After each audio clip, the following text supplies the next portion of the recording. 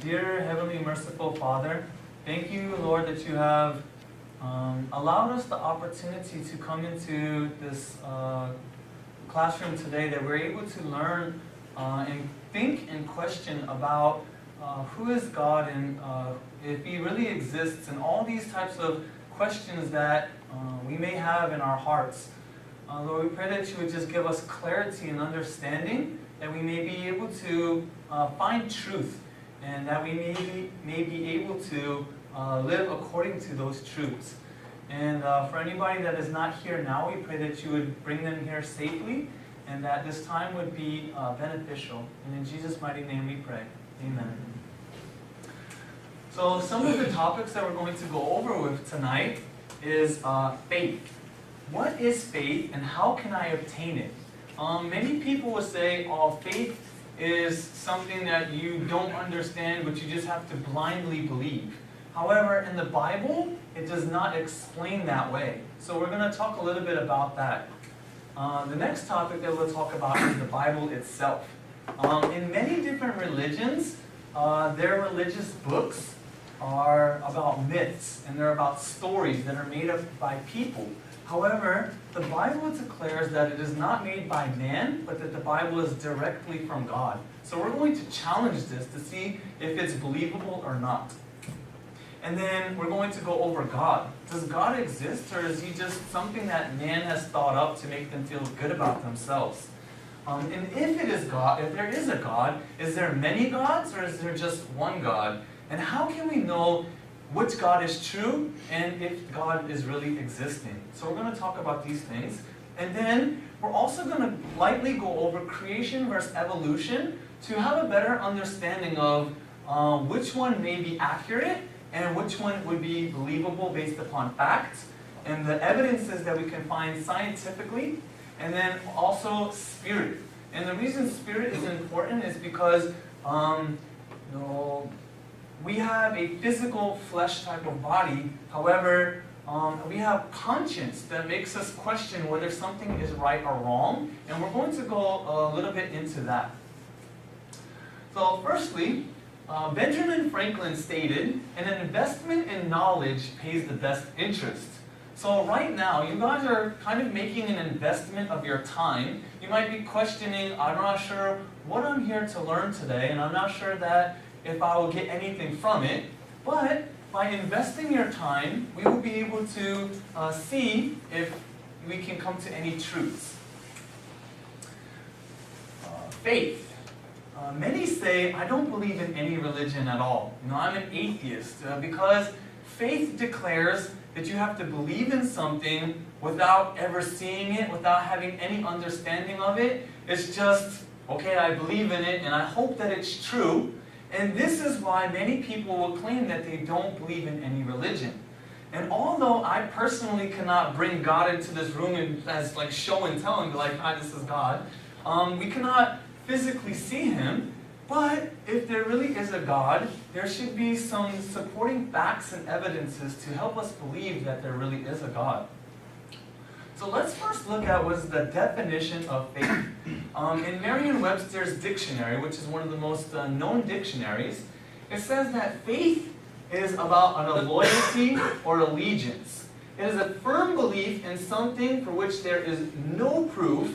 And in the next highlighted point, it says that you must believe in something without questioning it.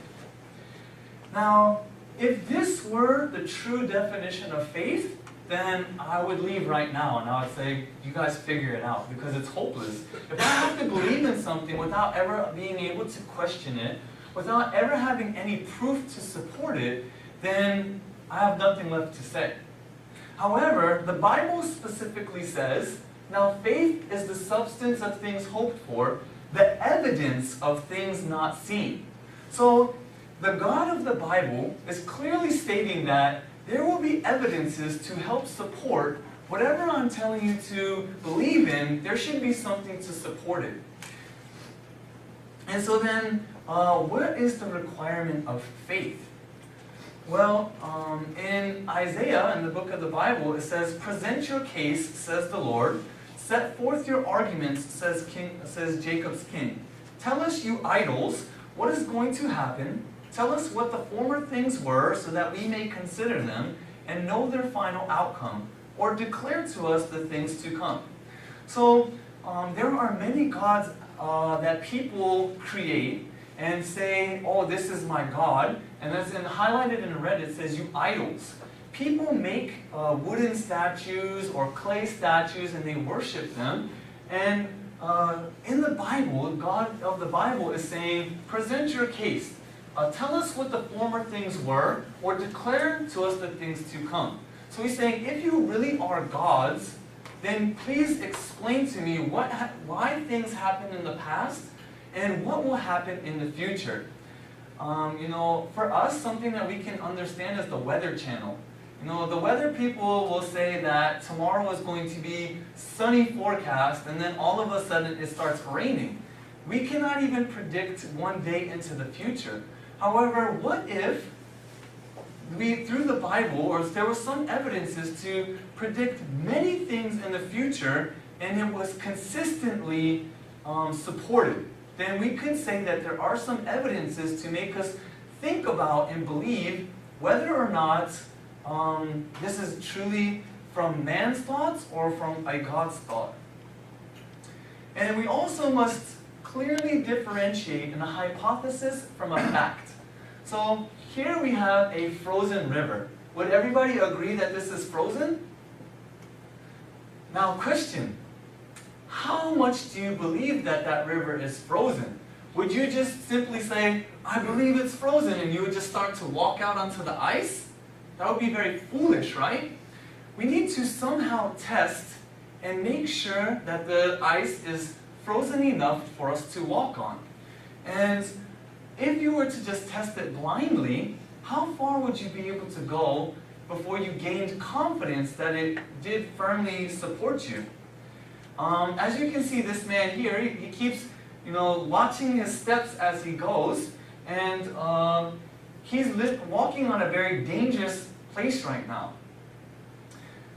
Through this seminar that we're talking about, I'm not asking you to hope that this ice will hold you. I'm not asking you to just blindly believe, but I'm asking you guys to just have an open mind and consider about, is it possible that God is real and that Bible is more than just a myth? And I will show you evidences scientifically, archaeologically, and many other ways to help us to understand what God is trying to teach us. So there's a news article that said a man dies after falling through the ice. I have a question. If this man knew that the ice would not hold him, do you think that he would have walked out onto the ice? No.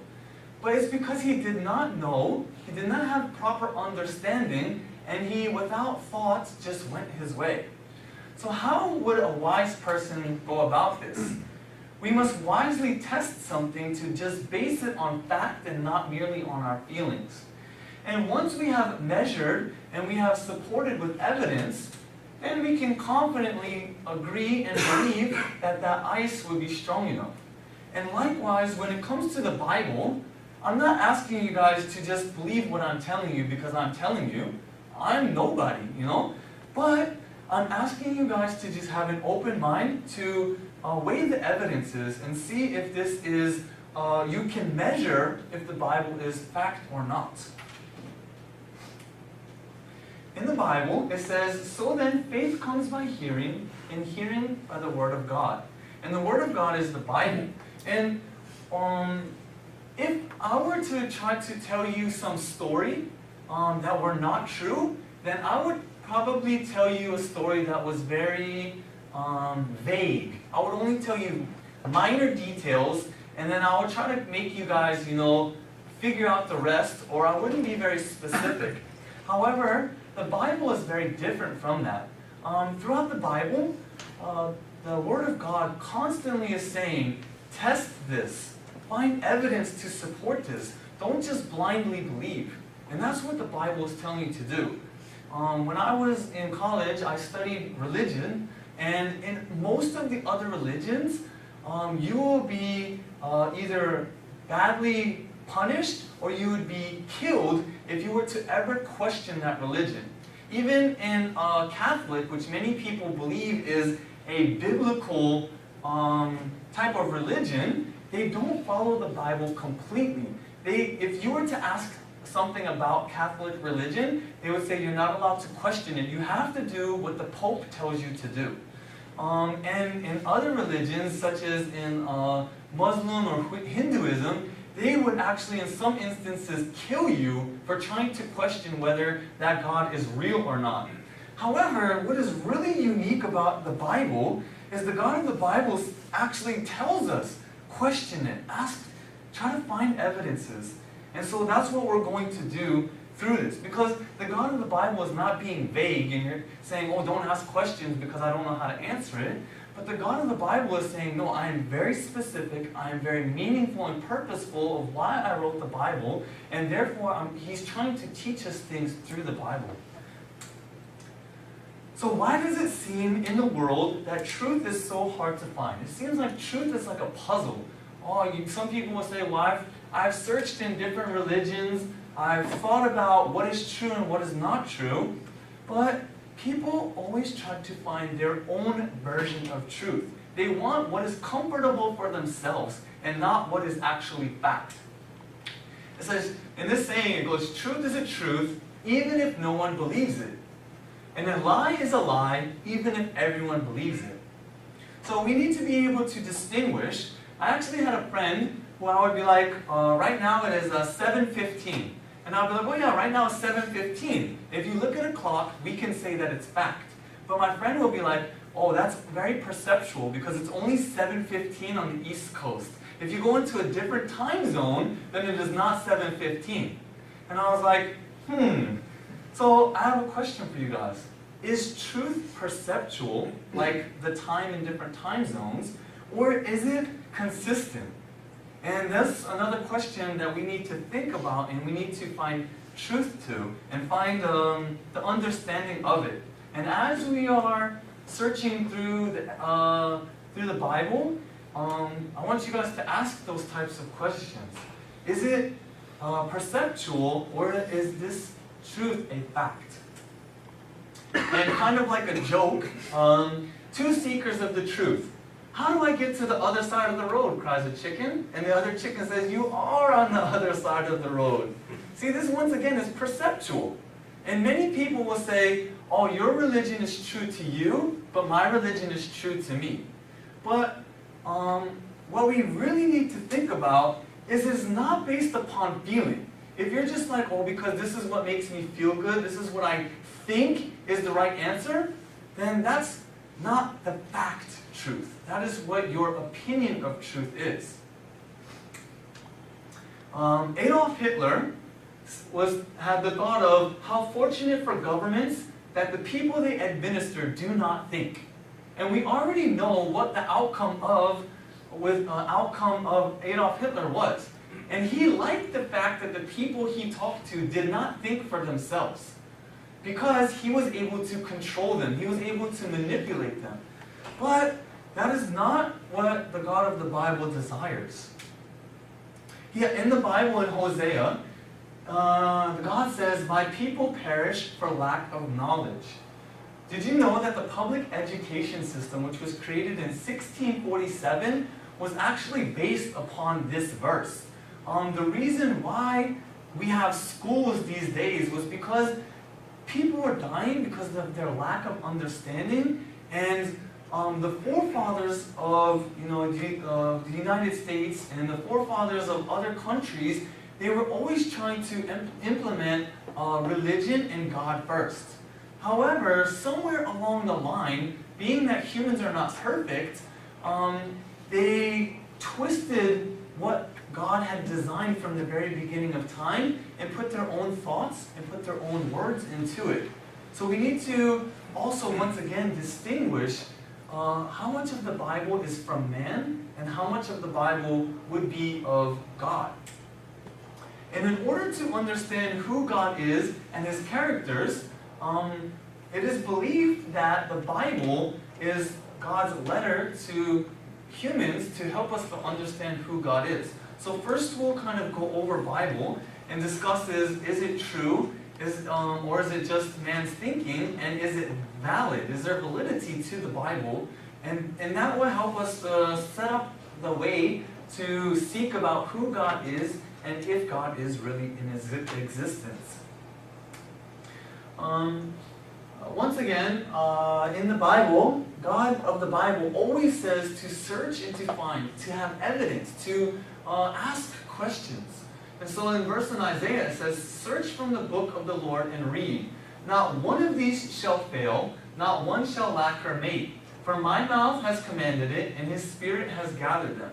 So the God of the Bible is saying that not one of these things that God has said shall fail, and not one shall be left alone. It shall not lack her mate, but there will be something to support it so that it is believable by evidence and not just by blind faith. And this is why we must read the Bible to understand this. There must be something to prove it, and there must be a way to test it, right? In science, we make a hypothesis, and then we try to do experiments in order to find a solid conclusion. So let's look at one example from the Bible. If you guys can turn to 1 Kings chapter 17, and we will read this together. It is in the Old Testament. 1 Kings chapter 17, verse 17 through 24. 1 Kings chapter 17, verse 17 through 24. So you guys don't get bored of my voice. Brother Austin, can you read 17 through 24? Okay. Now it happened after these things that the son of the woman who owned the house became sick, and his sickness was so serious that there was no breath left in him. So she said to Elijah, What have I to do with you, O man of God? Have you come to me to bring my sins to remembrance and to kill my son? And he said to her, Give me your son. So he took him out of her arms and carried him to the upper room where he was staying, and laid him on his own bed. Then he cried out to the Lord and said, O Lord, my God, have you also brought tragedy to the widow with whom I lodged by killing her son? And he stretched himself out on the child 3 times and cried out to the Lord and said, O Lord, my God, I pray that this child's soul come back to him. And the Lord heard the voice of Elijah, and the soul of the child came back to him, and he revived. And Elijah took the child and brought him down from the upper room into the house and gave him to his mother. And Elijah said, See, your son lives. Then the woman said to Elijah, Now by this I know that you are a man of God, and that the word of the Lord is in your mouth. In your mouth is the truth.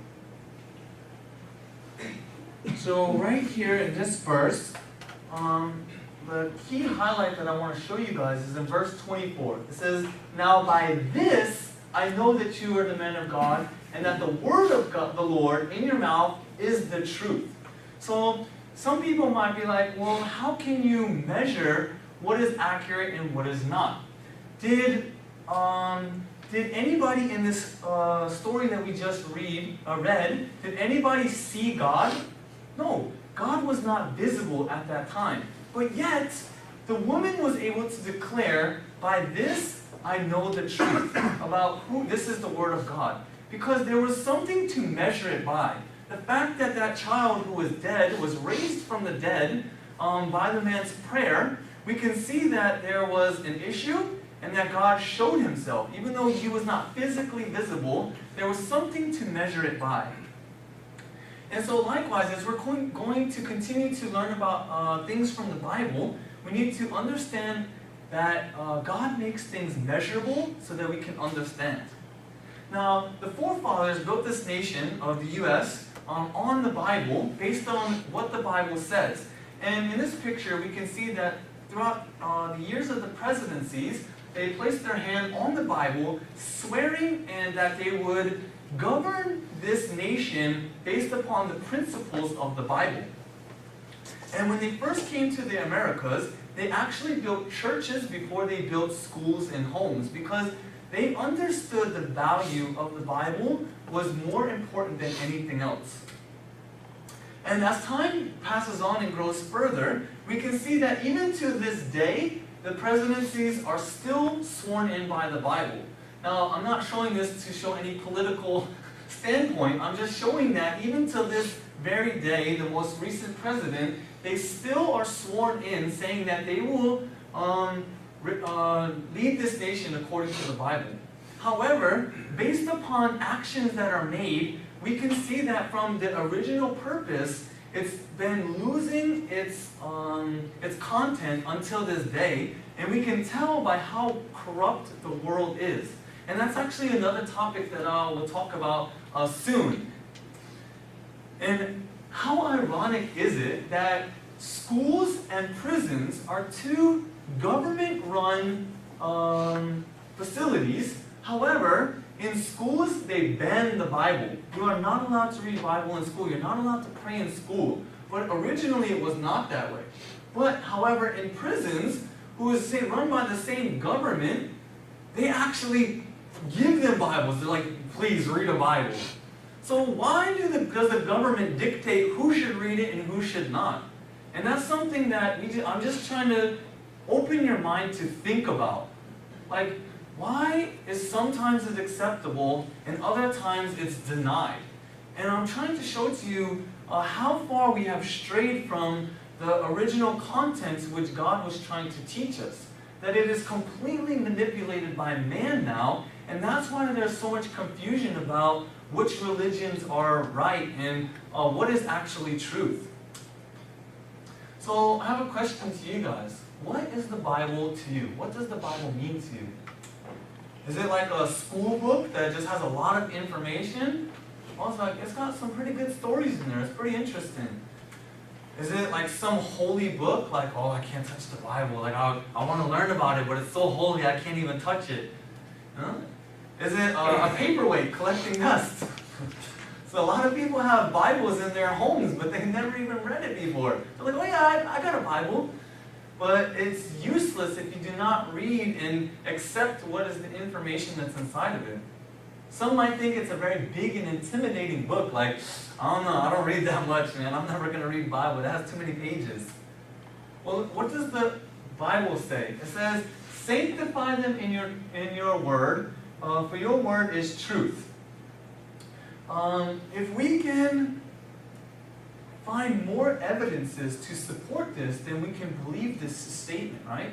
If I were to just say, oh, Bible is truth, and you have to believe it because I'm telling you, then that would be very foolish of you to believe me. But the fact that we're going to research and find supporting evidences, you can really question and have some thoughts about maybe it really is true. So can we trust the Bible's validity? And that's another thing that we're going to talk about, because maybe God did give us the Bible, and maybe this is what God wanted us to learn. However, it's been around for many, many years, so it must be containing some errors, right? That's what many people would argue. But we're going to take that hypothesis and we're going to work through it to try to find out whether that's fact or not. So, once again, let's weigh fact above your opinions, fact above your own thoughts and the things that you've been taught. And let's start off by, who wrote the Bible? Was it by God or by man? Does anybody know? What do you guys think? Who thinks that it was written by man? You can raise your hand. Who thinks that it was written by God? Raise your hand.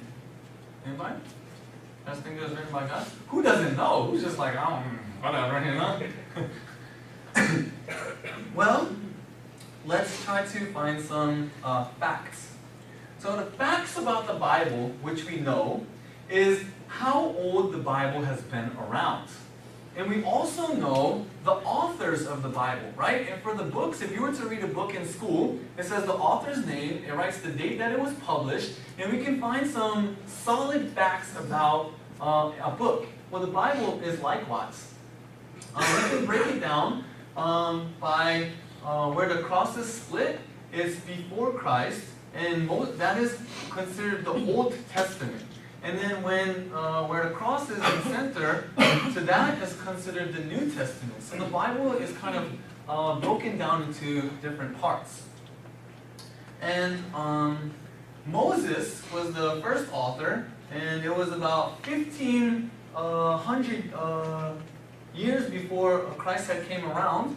And then in an AD, we can see that from the point that when Jesus came and died on the cross to about 2017, up to like nowadays, I should have changed that to 2018 now, I'm a year late, but many of that is what we have been given through the Bible. See, the Old Testament was still part of the process of writing the Bible, so most of the people did not have access to the Bible like we have nowadays.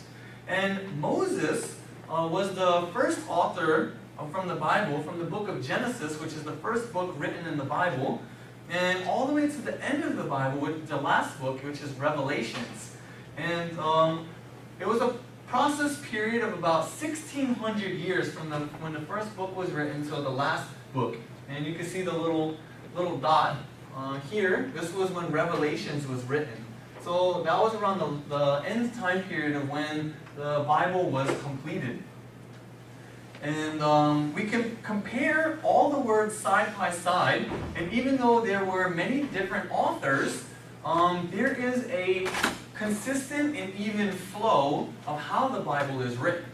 So actually I've talked to authors before, and they've tried to work with other authors, just the two people working on one book, and they said that it's so difficult because each person has their own thoughts and their own ideas, so to collaborate and to write one book with just two people is so difficult. However, based upon the authors that are written throughout the Bible, there was about 40 different authors who wrote parts of the Bible. And some of the authors were fishermen, scholars, shepherds, doctors, and we can see from all different backgrounds through different time periods of over 1,600 years. So if you were to weigh that evidence and think that they would all be able to write something that coincided and flowed, that would be very improbable. But improbable is still not fact.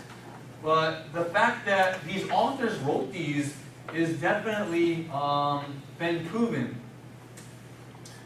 And so, let's read this verse together. Ready to go? For if this plan or this work is of men, it will come to nothing. So if a person were to do it, then we know how flawed we are. There would be so many errors, and then we would be able to count it as not valid. However, the Bible declares that God is the one who wrote this. But does that mean that God came to earth and physically wrote it? Let's find out what the Bible says. In 2 Peter, I'll just read the highlighted part. It says, for prophecy never came by the will of man, but holy men of God spoke as they were moved by the Holy Spirit. So, over 3,800 times in the Bible, it says God said. And 3,800 times is not a little number. So, what does this mean, that prophecy never came by the will of man? Well, if I were to make a prophecy, like I told you, Weather Channel, if I were to be like, oh, it's going to rain tomorrow, but then, am I 100% sure if that's going to happen? Not really. Anything can happen. I would think it's a good chance it will happen, but it's not 100%. So, throughout the Bible, many prophecies, many words were spoken, and as we continue to read the Bible, we can see that every single one of those has come true. So we can see that God supports that evidence, that it's not just some hypothesis hoping that it would happen, but there are supporting evidences to show us. And it says that all Scripture was given by inspiration of God. And another part says that word that came to Jeremiah from the Lord. See, Jeremiah was the author, and he's saying that the word came from the Lord and he wrote it down. And then another author says, and the Lord answered me and said, and although I heard, I did not understand. And then I said, my Lord, what shall be the ends of these things? And he, capitalized, means God, said, go your way, Daniel, for the words are closed up and sealed till the time of the end. So one of the authors even declares, I have no clue what I'm writing about. It doesn't make sense to me. But God's saying, you don't need to understand it right now. You just need to obey and write what I'm writing, because this is going to happen in the future.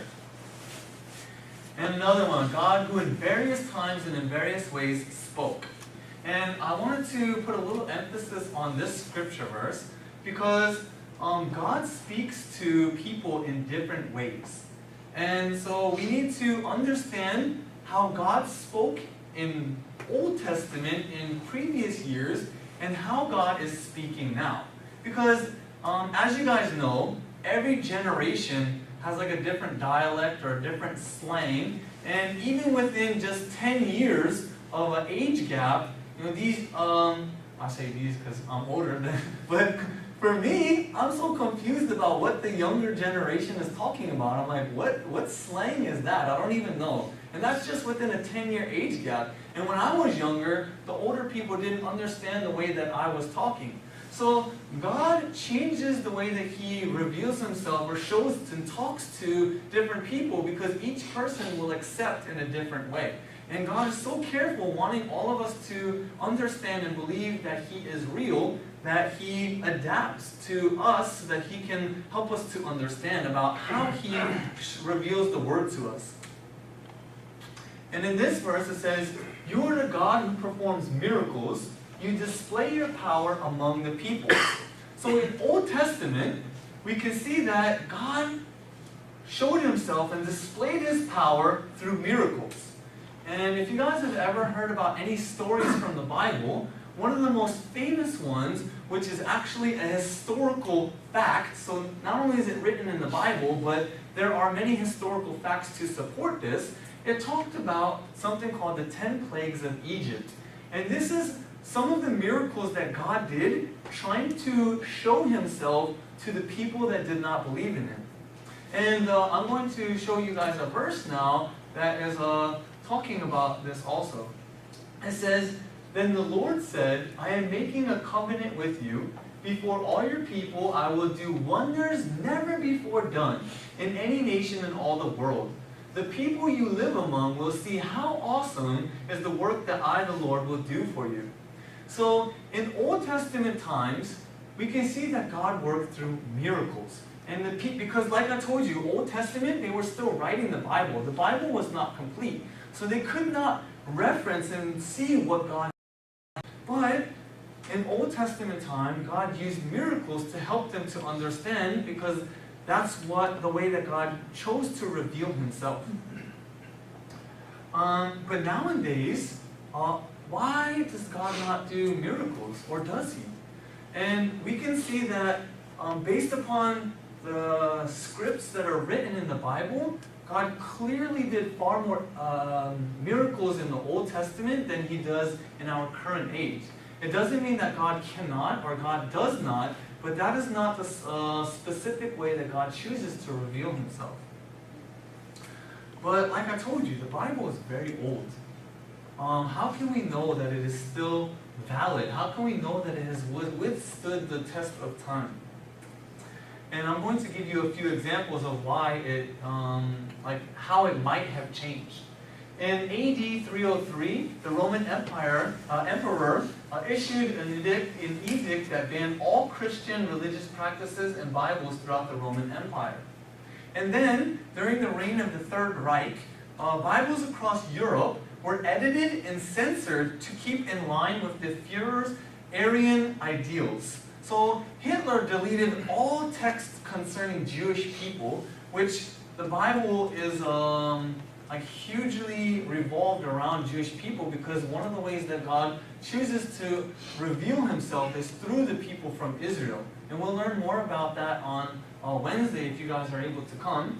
But He deleted all the context about Jewish people, and He also added His own commandments. So it was no longer about what God said, but it was now what Hitler said. And he was saying, you have to honor your master and keep the blood pure and holy. So he's saying anybody that wasn't like him, to get rid of them.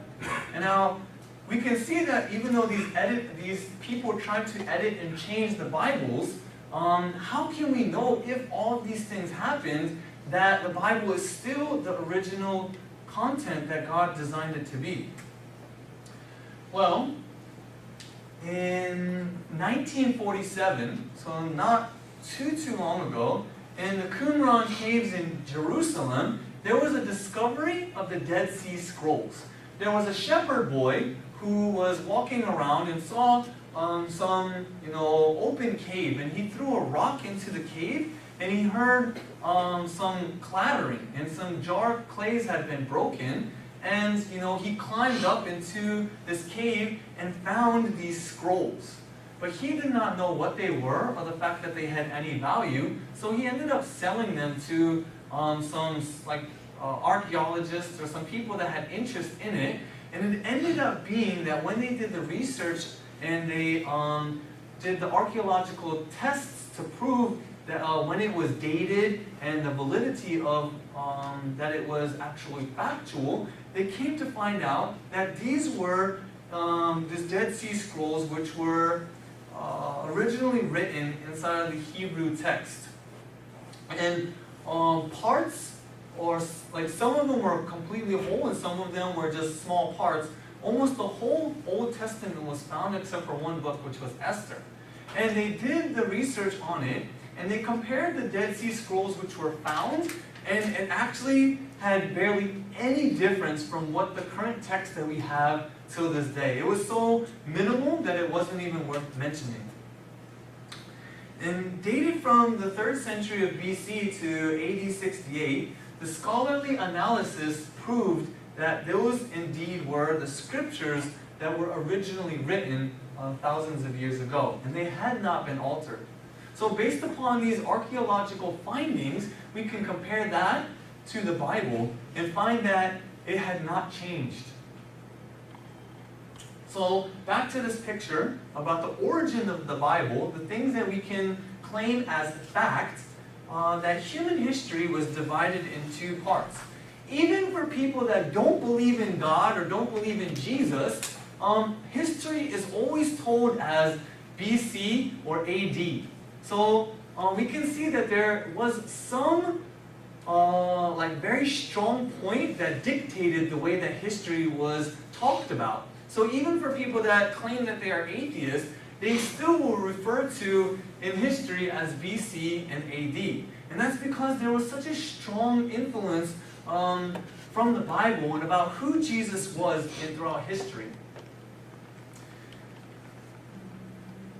And the word testament, it says Old Testament and New Testament. The word testament means covenant, or for the contract savvy, it means a divine promise that was made. And that testament or that covenant which was made was between God and man. And over we see this recurring theme that the Bible constantly talks about. And the contents talks about from the beginning of time to the end of human history. Because the book of Genesis talks about history, but the last book of the Bible, Revelations, is actually a prophecy book of things that are happening right now in our time. So the people that wrote that thousands of years ago had no clue what they were writing. They just simply wrote as God moved them to write. And currently, there are about over 6,800 languages in the world. And the Bible has been translated into nearly over half of those languages. It was a study back in 2015 that the Bible, the complete translation of the Bible there's over 554 complete translations. In the New Testament, there's over 1,000 in some portions. And just portions of the New Testament or Old Testament also is over 1,000. So we can see that there has been so much translation and so many works to trying to teach people about the Bible. And if we look at how the top most rated books in the world, compared to the second most sold book, which is the quotations from the chairman Mao Zedong, which has, these are, mind you, this is a number by millions of copies sold over the past 50 years. So this is millions. So there's over 820 million of these, and Harry Potter had over 400,000 million, and then we can see the Bible is like almost double the second one. So we can see that the Bible has withstood its value from the beginning of time. However, the Bible has been the most exiled and destroyed book out of all the books in the world, but yet it still is such a valued book. And just because it was sold does not necessarily mean that it was read, though, right? A lot of people will buy Bibles and it just sits at home. They're like, I got like 5 Bibles at home, but I never read them. So just because it was sold, this does not mean that it was read. And we need to understand that this will help us to understand why the world is the way that it is, because people will claim that they are something or that they believe in something, but their actions don't support what they say. In the Bible, it says, "For the word of God is living and powerful, and sharper than any two-edged sword, piercing even to the division of the soul and spirit, and of joints and marrow, and is a discerner of the thoughts and the intents of the heart." So, like the example of ice that I told you guys, not to blindly believe, but the Bible is saying that you will be able to discern the thoughts and the intents of the heart. You will be able to see if somebody is actually basing their thoughts and beliefs on the Bible based upon their actions, based upon their thoughts and intents. And we can see that the Bible declares that it is living and powerful. So some people might say, the Bible's thousands of years old. It has nothing to do with me. It's too old to have any relevance to right now. However, if you were to take the time to read it, and if you were to take the time to try to understand, you will find that it is still extremely relevant even to this day. Like I told you, the book of Revelations is a book of prophecy about things that are happening right in our era right now. So it is definitely still relevant. And philosopher Isaac Newton, he's most known for his laws of gravity, he maintained 2 key sources of knowledge. And those were, one, revealed in the Bible, and the other is in nature. To truly know the Creator, we must study the natural order of things, and Newton dedicated his entire life to this. He dedicated his whole entire life to this. And so he said, what we know is merely a drop, but what we don't know is an ocean. So that's why we must continue to study, to learn more, and have a better understanding what God of the Bible is trying to teach us, and trying to prove that He is indeed the real, one and only true God. So, does God truly exist? This is, a very talked about and thought about subject, but many people are not able to come to any conclusion. Do you know why? It's because people pick and choose what they want to believe. They're like, oh, well, when I think about God, I really want my God to be like, like a genie in the bottle. I want my God to like answer every question that I have, and if I need something, that He can make me rich. And yeah, that's how I think about God. But when they don't get rich, then they're like, well, clearly there's no God because He didn't give me what I wanted. But that's not the way that God works. You see, religion is made by man, but God made man. So when we try to look at God from how we desire God to be, we cannot understand, we cannot find out who God is. But when we look from a humble perspective and try to think, okay, well, I was created, I'm here on this earth, and yes, our parents had some role to play in that, but why am I here? Why am I on this earth? And there must be some reason, and there must be some one who created me that way, right? So let's try to open our minds to gain understanding of that as we continue to talk.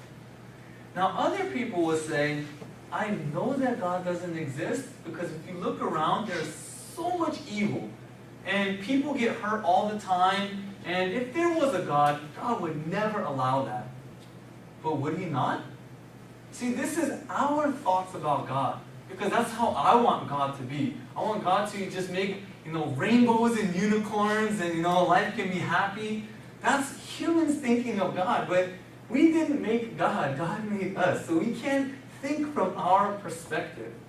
But I want to give you guys some scientific thoughts to make you understand a little more validity.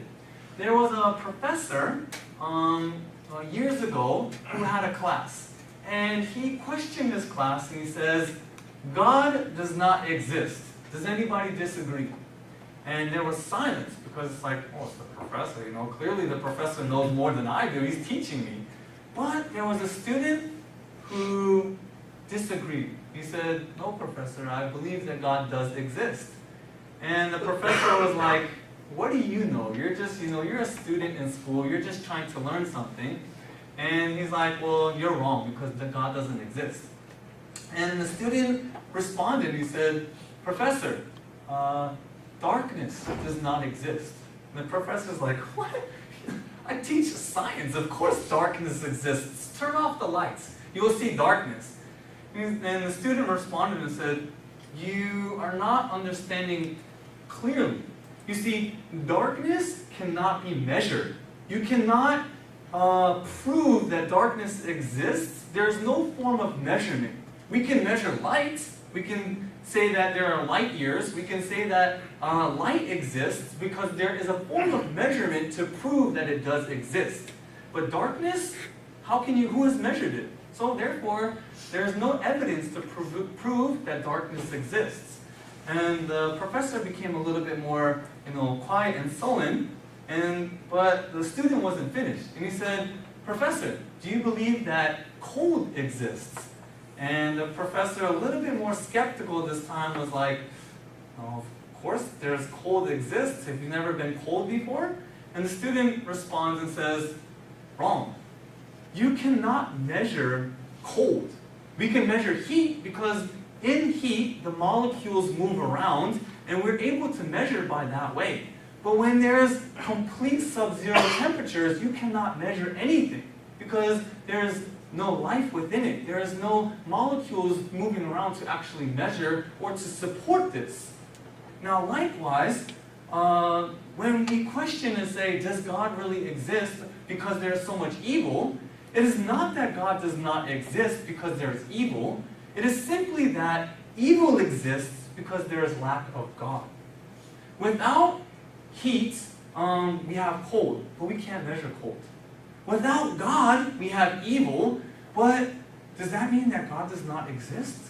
On the contrary, it just simply means that people are living the way that they choose to believe and ignoring God, and therefore they come up with their own thoughts and ideas saying, oh, clearly God doesn't exist because He would never allow this evil to happen. Let's watch a little bit of video that might help us to clear up some misconceptions.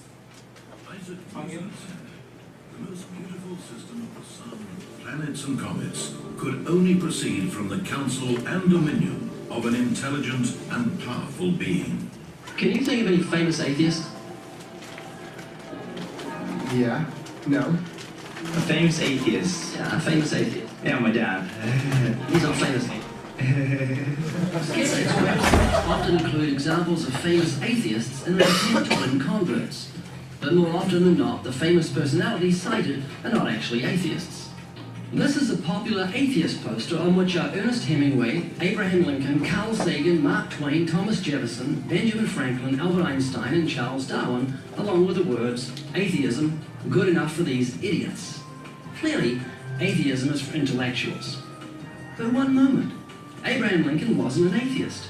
He said, I know that the Lord is always on the side of the right, but it's my constant anxiety and prayer that I and this nation should be on the Lord's side. Neither was Carl Sagan. He clearly stated, I am an agnostic.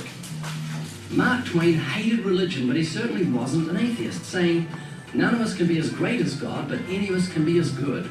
Benjamin Franklin said, God governs in the affairs of men.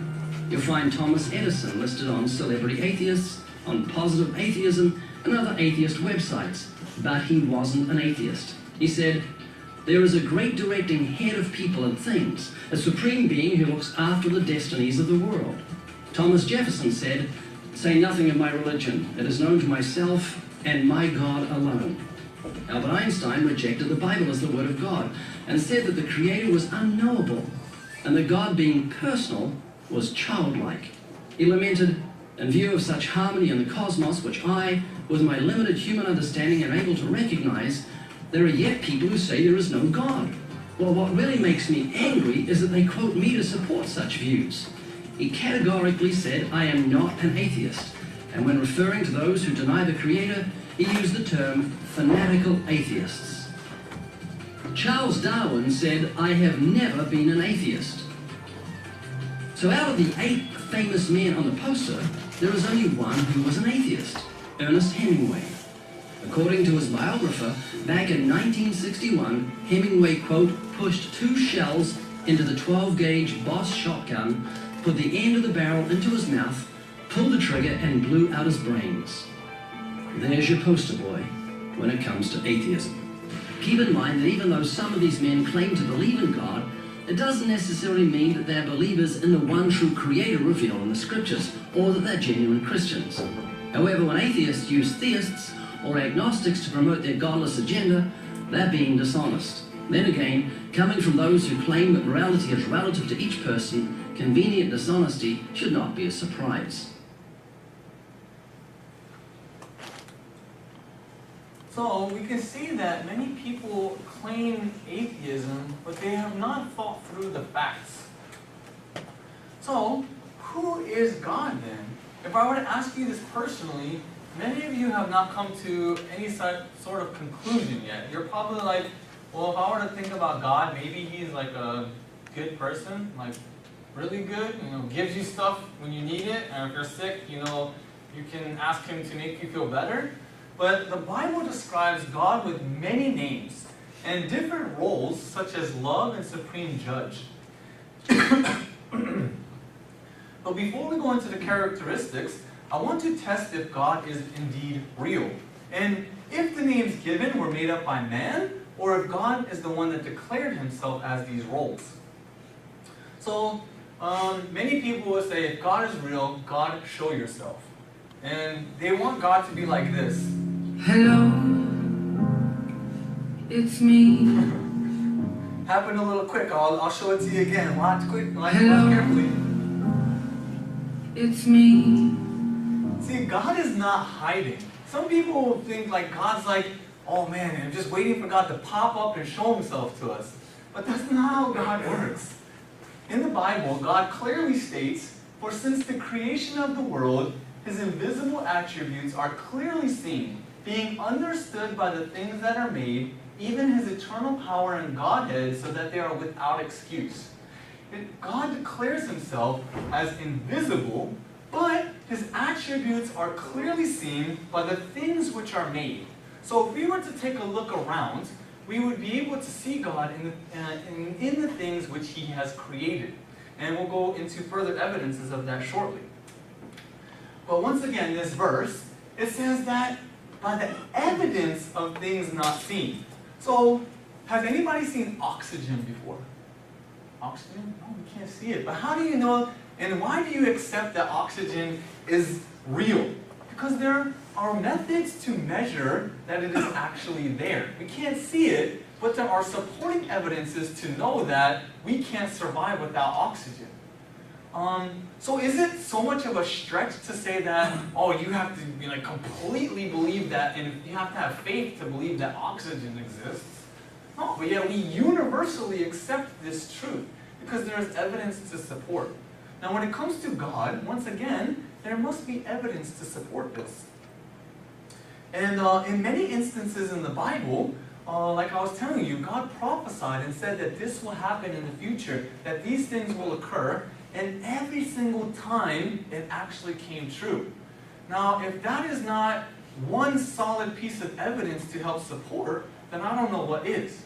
But that's still not even the end of it. There's far more evidences because God really wants us to find out who he is and why we are here. So with many different religions in the world, it might seem like a daunting task because everybody's like, oh, my religion is right. You have to believe what I believe, and if you believe that, you're wrong. And it can seem like a lot of pressure. But the problem is, people throw their own personal thoughts and views into it, and that adds to the confusion. And since there's so many choices and we don't know what to choose, they made another religion called Coexist. Why don't we just all get along, peace, love, and happiness, and I don't know which God to pray to, so I'm just going to pray to every God, and then, I have to be right, right? That sounds like an interesting method. However, this is not a new concept. Over 2,000 years ago in the Old Testament of the Bible, there were people who wrote in Athens, Greece. They made monuments to different gods. And one of the monuments that they wrote was to the unknown God. And because they tried to talk to every god that they could possibly imagine about, they were trying to play it safe. If we can turn to Acts chapter 17. Acts chapter 17. It's in the New Testament. Acts chapter 17. Verse 22 through 27. Also the verses on the screen. Acts 17, 22 through 27. I will not read this whole thing, but I'll start in verse 22. Then Paul stood in the midst of the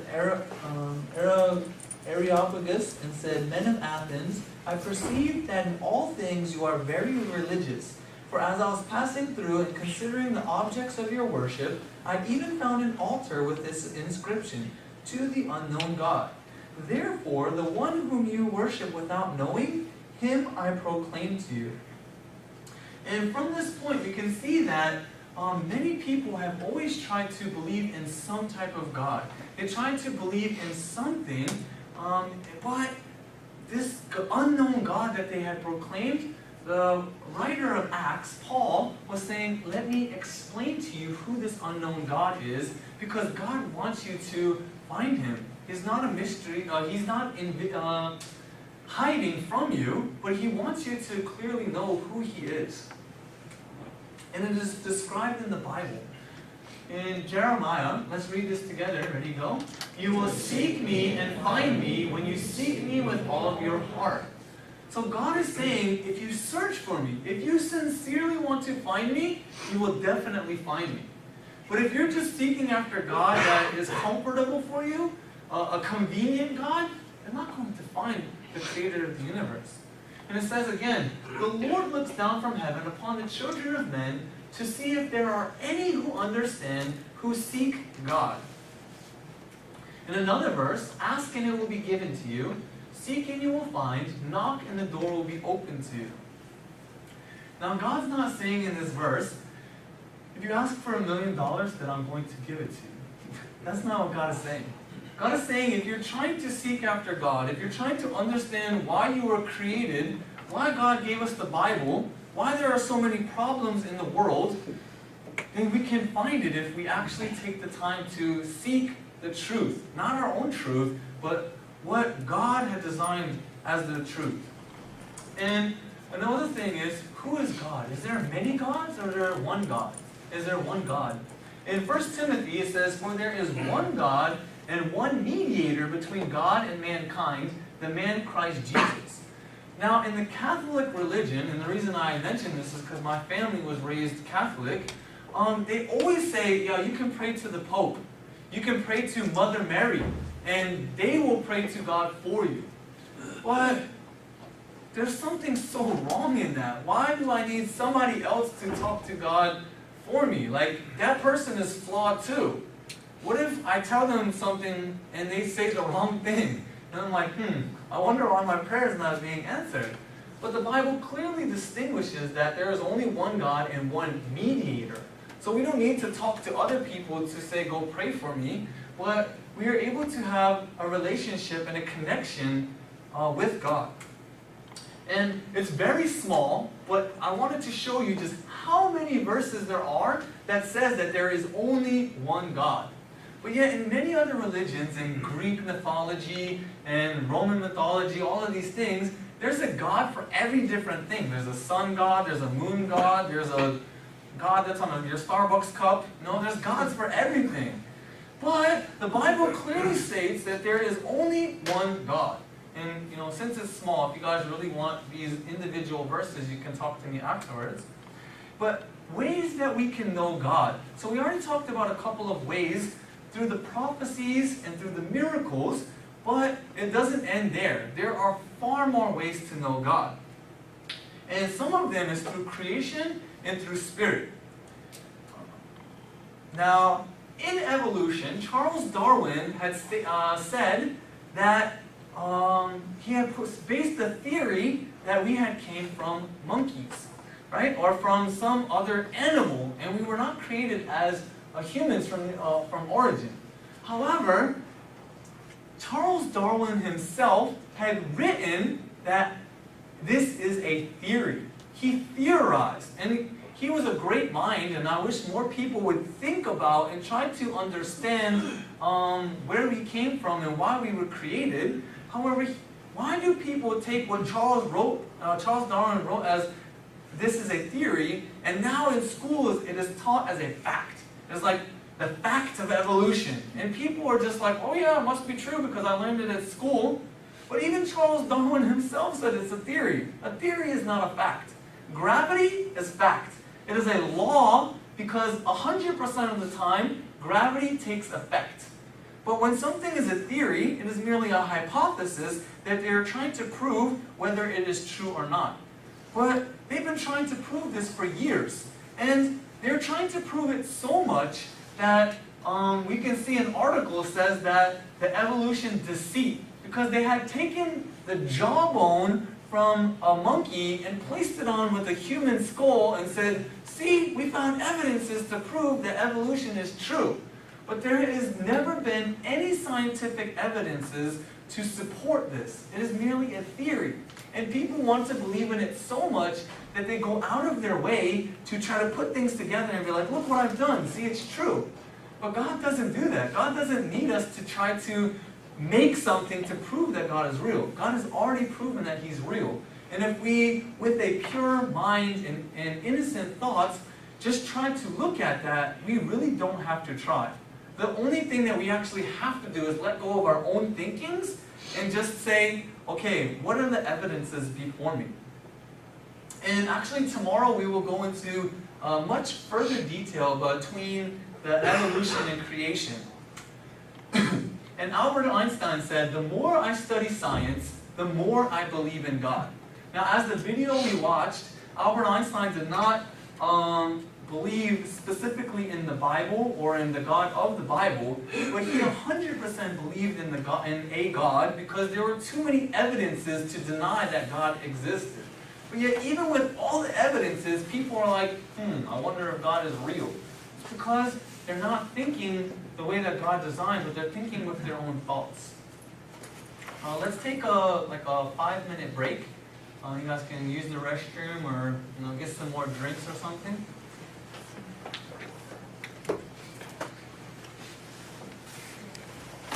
Now Albert Einstein was saying that the more he studied science, the more he believed in God. And so let's actually look at some of the scientific evidences that helped him, well, maybe not helped him specifically, but scientific evidences that would help us to understand God more clearly. When you look at a seed and how it is able to grow roots that go downward and the plant that goes upwards, we can see that it is a very consistent process. But how is it that it's able to grow this way so perfectly all the time? Because it needs to be buried just deep enough that there is darkness, and some people will say because of the sunlight it knows to go upwards. However, it needs to be buried dark enough because if it's too close to the surface, the sun will scorch it and it will not grow up. So, have you guys ever did piñata? When you get blindfolded and they spin you around and then you have to try to hit the, confetti animal with a stick to get the candy? Well, when I've done that, I've never even come close to hitting the piñata. Sometimes I hit people by accident, right? It's really hard to know your direction when you're in darkness. But yet, something like a seedling of a plant, it always knows which direction to go. And this is one way that we can know that God's hand is upon things. And have you guys ever heard of the Fibonacci series or the golden spiral? This might be a little bit too nerdy and scientific for you guys, but I'm really passionate about this stuff. I like it because there's such a specific mathematical equation that plants grow at that there's no other equation out there that is like it. And so it's essentially the way that the spiral works is that it is times into itself to get a perfect spiral. And what we can see here, what we can understand is the reason the Fibonacci series works so well is when a plant is growing, without this equation, the leaves would overlap each other, and the sunlight that would go hit the leaf, if it was not evenly spread, getting the equal amount of sun, if a leaf was covering it, that leaf underneath would die, right? But through this Fibonacci series, it is perfectly going around so that each leaf gets a sufficient amount of sun. And we can see that it is not just in just a couple of plants. It is in almost all plants that it grows within this Fibonacci series. And it is a master genius plan that even man could not be able to make. This didn't just by chance happen, but this was a very specific design by some type of creator. And we can see that this series works in many different aspects of the life. I really like the one on the right, the sunflower, because I can't even follow the Fibonacci series there, but yet if you were to get a pen and draw it out, it is indeed there. And we can see how intricately life is designed. This is not by chance. This is clearly by a creator. And this is what the type of thing that Albert Einstein was referring to. If you were to study the way that the things are designed, if you were to look at life and take a moment to look at it, we can clearly see that there are evidences to prove that there is indeed a God and a creator. So what about the Big Bang Theory? Scientists have indeed found that stars are actually moving away from each other, which some might argue, yeah, that makes sense. There was a bang, and then the stars expand. However, what we need to think about is that if there was a bang, right, if there was an explosion, after a certain amount of time, that the debris or those stars would begin to slow down. However, every scientist out there will confirm that those stars are actually expanding at a more rapid rate than originally from when they calculated. So we can see that there are a lot of contradictions with this, once again, theory. This is not a fact. And then what about the mysterious void in space, a black hole in the northern sky? It clearly debunks the fact that there would be a Big Bang explosion. Because if there was a Big Bang explosion, there should be an even scattered debris across the space. But do you know how big this black hole is? It is 1 billion light years in diameter.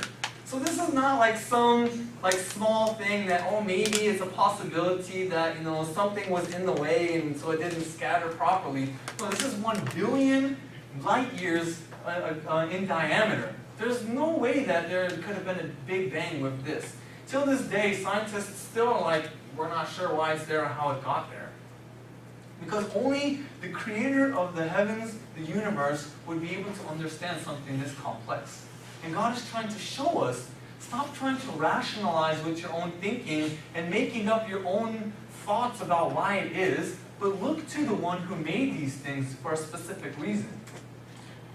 And once again, I just wanted to give you a visual. There was a Big Bang, right? There's an epicenter, and then as the puddle expands, it begins to fade until it's nothing. However, the stars are becoming more rapid, which completely is opposite of what the Big Bang Theory would be like. And in Job chapter 9, verse 8, it's a book in the Bible, it says that God alone stretches out the heavens. So Job was written over 2,000 years ago, and it says that God stretches out the heavens. The telescope was only invented in a couple of hundred years ago. But yet 2,000 years ago, somebody wrote saying that God stretches out the heavens. How was he able to see into the heavens to see that? This is clearly by God's design. Let's watch a short little video.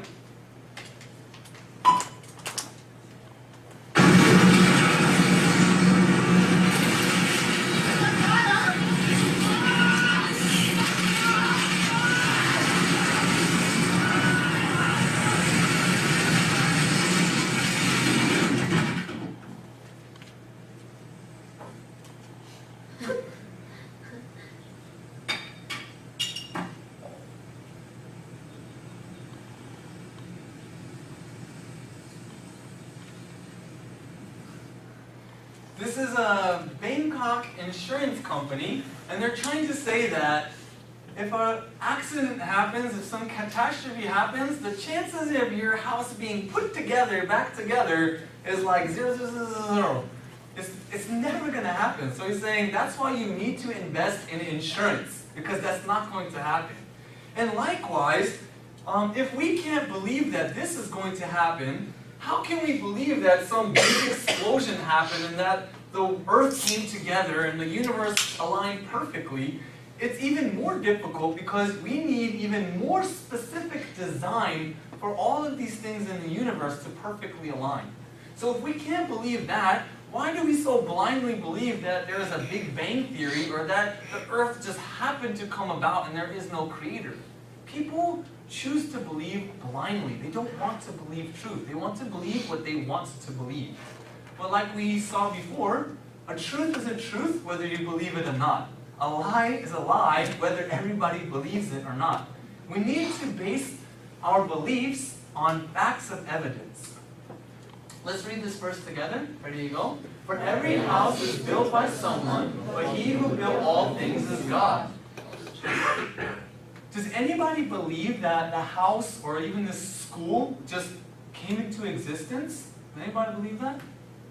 No, we all know for certainty that there was a master builder. There was somebody who made the blueprint. There were people who with their own hands put together each part and built this school or built this house.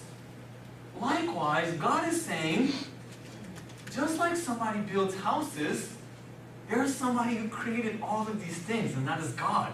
And God is wanting us to think about and to search for who He is. So we saw some brilliant and beautiful displays of creation, but how can we know that God of the Bible is truly the creator? And this is a very reasonable question to ask. In this verse, it says, "But you are not willing to come to me that you may have life." And then in this verse it says, "Who show the work of the law written in their hearts, their conscience also bearing witness, and between themselves their thoughts accusing or else excusing them." See, I get into discussions with people, and even if I give them hardcore evidence, they will be like, "Oh, that's wrong. I don't believe in that because I just don't believe in it." And I'll be like, "Then what do you believe in?" And they're like, "Oh, I believe in what I believe in. Don't worry about that." And they don't even have any solid thought of what they believe in because they're not willing to. Because the God that they think of is not the God of the Bible. They want to create their own personal God. Let's also watch another video that will help better explain how perfectly God had designed this. That there is no doubt that there is indeed a designer, our creator.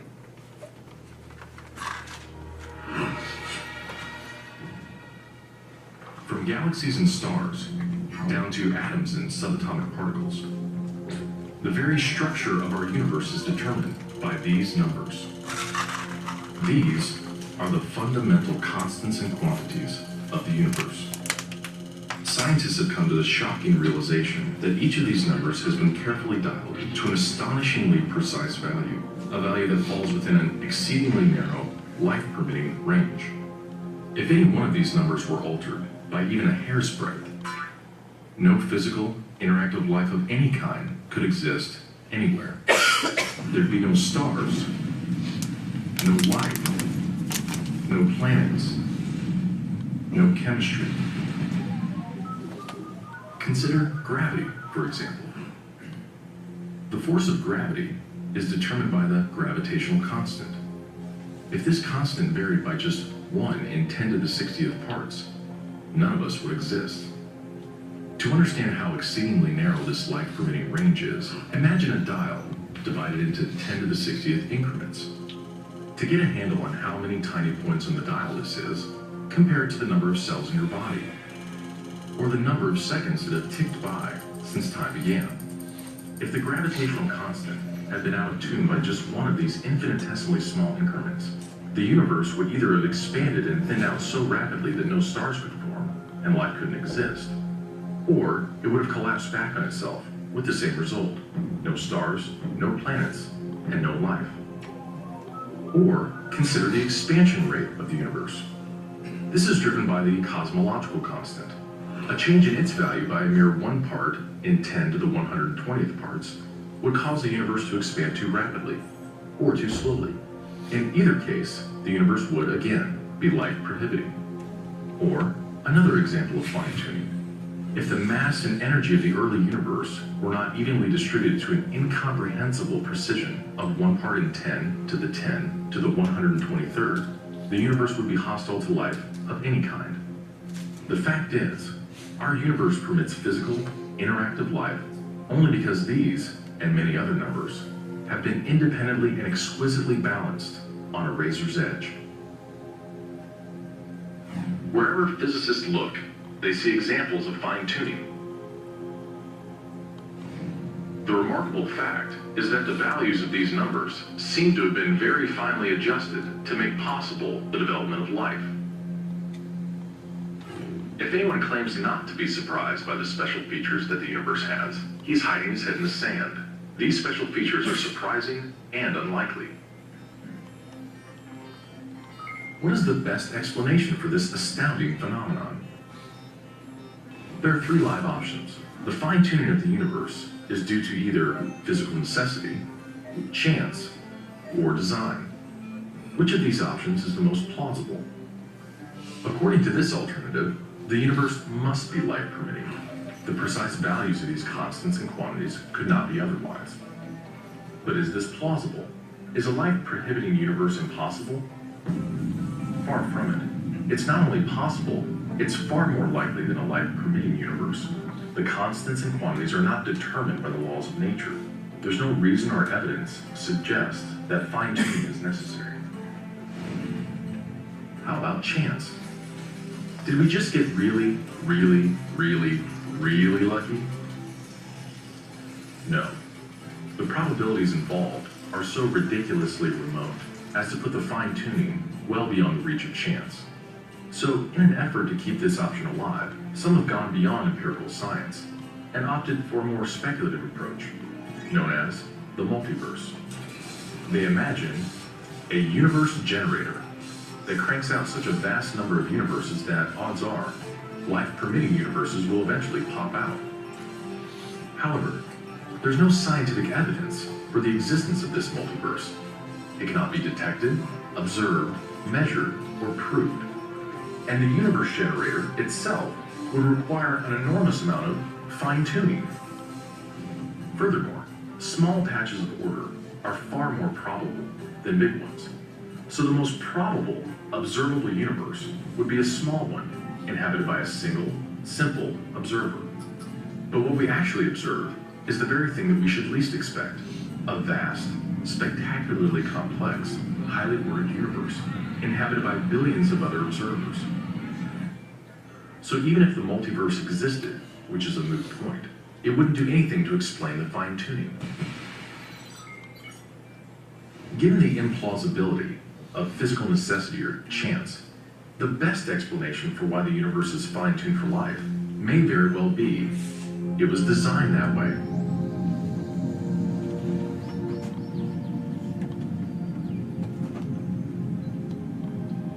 A common-sense interpretation of the facts suggests that a super-intellect monkeyed with physics, and that there are no blind forces worth speaking about in nature. The numbers one calculates from the facts seem to me so overwhelming as to put this conclusion almost beyond question. There is for me powerful evidence that there is something going on behind it all. It seems as though somebody has fine-tuned nature's numbers to make the universe. The impression of design is overwhelming. The heavens declare the glory of God. The skies proclaim the work of his hands. Day after day they pour forth speech. Night after night they reveal knowledge.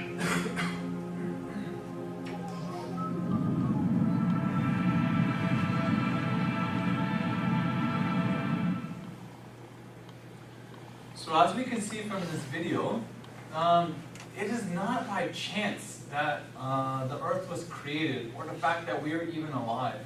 All of these things have a purpose, they have a meaning, and they have a value. What about the water cycle.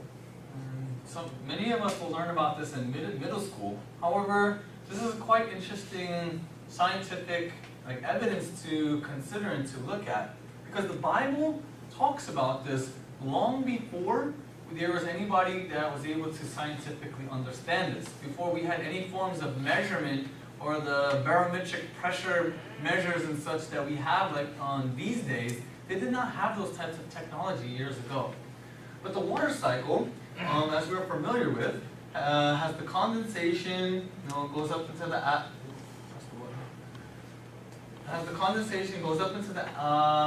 atmosphere, and then it comes down as precipitation, goes through the groundwater, and then kind of goes back through this process over and over. In Job, which was written over 2,000 years ago, he writes, "For he draws up drops of water, which distill as rain from the mist, which the clouds drop down and pour abundantly on man." Now, are you guys all familiar with the rainforest? This is a very lush vegetation area, and this is one of the most heavily populated areas of plant life and animal life, and it is the perfect climate for things to grow. I have a question for you guys. Does a farmer wake up every morning and water all those trees? Or was this designed by God? See, there's nobody that is maintaining that rainforest, but it is maintained by itself because it was designed perfectly by a creator who had already thought about what those plant life needed. And that's through the hydrological system. All the rivers run into the sea, yet the sea is not full. So the place from which the rivers come, there they return again. And that is found in Ecclesiastes. So you can see that multiple authors had written about this hydrological system cycle that we come to understand more deeply now in our time. And then what about the earth's crust and mantle? In Job, it says, "As for the earth, from it comes bread, but underneath it is turned up as by fire." See, the crust and the mantle and the core of the earth, this was written thousands of years ago. How could they have known that?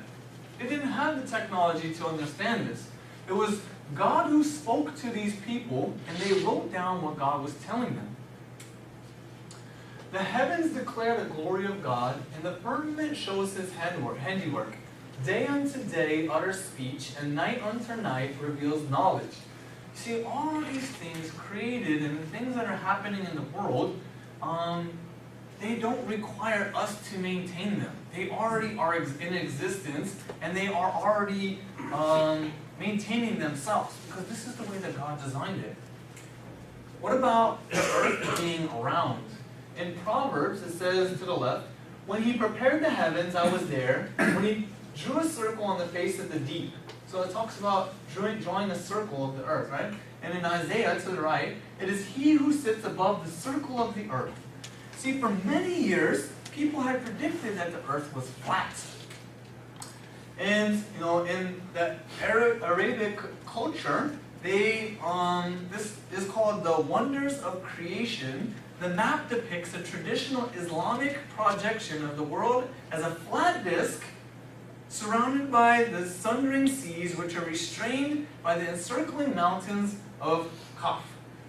And, that's their depiction of it. They thought the world is flat, or that it's on top of this animal. And in China, they thought that the world floats on a turtle who's flying through space, which, elephants are on the turtle's back, which is holding up this flat earth. And these are what people depicted. And then in Greece, they thought that Atlas is holding the world with his own hands. Many people had many depictions of what they thought the earth was like and who is maintaining this, and they made things up based upon their own thoughts or what they thought was convenient for them, even though there was no validity to prove this. And then in Job 26:7, it says, "He stretches out the north over empty space. He hangs the earth on nothing." See, every religion tried to make up their own understanding. They're like, no, the earth can't just float. Something has to be holding it up. Maybe an animal, a sea turtle, Atlas. But God, who has the understanding and the wisdom of the Creator, says, I've stretched the north over empty space. I've hung the earth on nothing. How can anybody possibly know that? The Creator would be able to. Lift up your eyes on high and see. Who created these things? He who brings out their host by number, calling them all by name, by the greatness of his might, and because he is strong in power, not one is missing. Here the text tells us to look and to see, to study and to understand. See, other religions will kill or banish you for questioning. Why is the world this way? Why did whatever gods that they believed in, why did they make it that way? Oh, you're not allowed to ask that. Oh, you're a bad person if you ask those questions. But the God of the Bible, he says, please ask. I want you to understand. Don't be afraid to ask. Seek and understand. I've created all of these things to show to you that I am the true God. In this verse, it says, can you bind the cluster of the Pleiades or loose the belt of Orion? I personally am not an astronomer, so I did not know what these things meant. But I researched to have a little bit more of understanding, and I found that this Bible verse was quite profound. So I would like to explain to you what I had learned. Orion's belt, when we look into the sky, it is known as, it is known as 3 stars that are close to each other. And when we look at them in the sky, it looks like they're connected. And so in Greek mythology, the mythological person Orion wears these 3 stars as a belt. However, if we look at what we have found out, this is distance of light years from the Earth to where the stars are. Orion's belt, actually the stars are not next to each other. This star is about a little over 1,000 light years from the Earth. This star is just a little bit more than 1,000. But look at this star on Orion's belt. This is over 2,000 light years away. So what we came to find out, what we came to find out is that the most distant star is actually larger in size and far brighter. And the ones that are a little bit closer, they are a little bit smaller than this further one and a little less bright. So from our eyes, when we look up into the sky, we see Orion's belt, right? But what did the Bible say? Can you loose the belt of Orion? So it's not a belt, actually. It's completely far apart. And the God of the Bible said, can you loose the belt? They could not understand this years ago. And what about Pleiades? See, when we look into the sky and we look at the star constellation of Pleiades, it looks like 7 stars.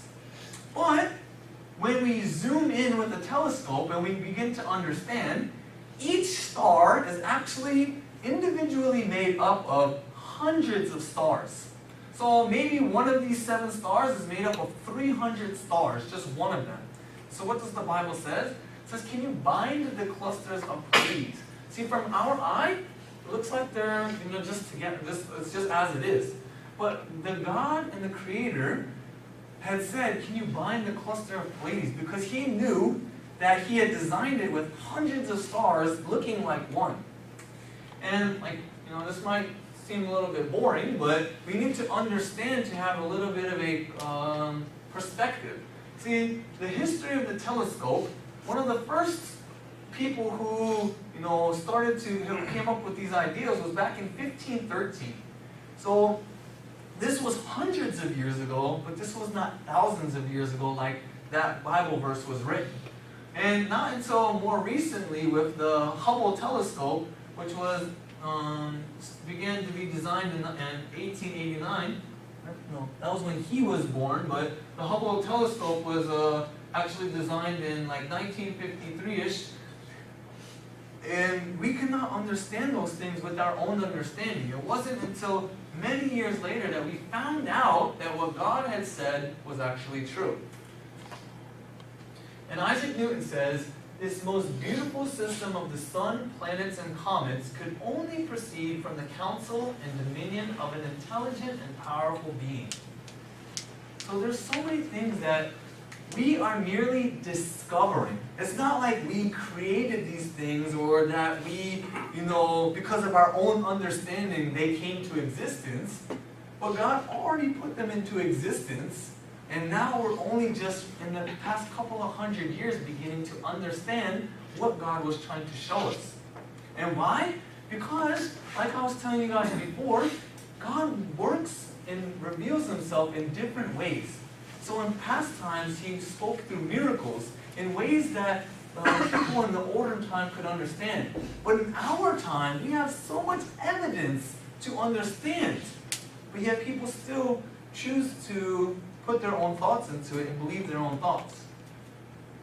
What about humans? Humans are some of the most intricately designed creations that are out there.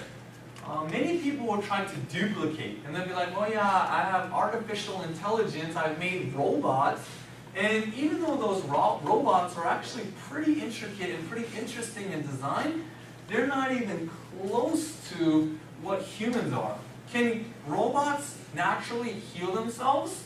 No. No matter how hard a human tries to create that, they can never duplicate what God, who has unlimited understanding, can create. But yet people will still try to. They want to be like God, or they want to be all-powerful because that's what humans' desire is. In Psalms, it says, "For you formed my inward parts, you covered me in my mother's womb. I will praise you, for I am fearfully and wonderfully made. Marvelous are your works, and that my soul knows very well." See, God was giving this understanding to the author of Psalms, and even though they didn't have like X-rays and like scans to know how babies were made, God made a clear distinction that we were formed and we were covered in our mother's womb. In another verse, in Ecclesiastes, says, "As you do not know what is the way of the wind, or how the bones grow in the womb of her who is with child, so you do not know the works of God who makes everything." So this author was declaring, I don't know where the wind comes or where the wind's going, or I don't know how a baby is born, but that's because God's knowledge is greater than our knowledge, and we need to accept that. So, a question. What on earth am I here for? If there is a God, if there is a creator, and God created me, then why am I here? And what is my purpose in life? See, most people will spend their whole lives just focusing on getting rich. That's all I care about. I just want to work, just want to make money, and I want to be more rich than everybody else in here so that I can prove how great of a person that I am. But what does the Bible talk about this?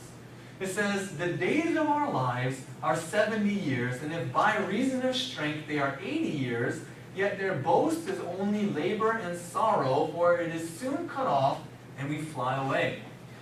See, even back thousands of years ago, people had the same mentality. I want to be successful. I want to be better than everybody else.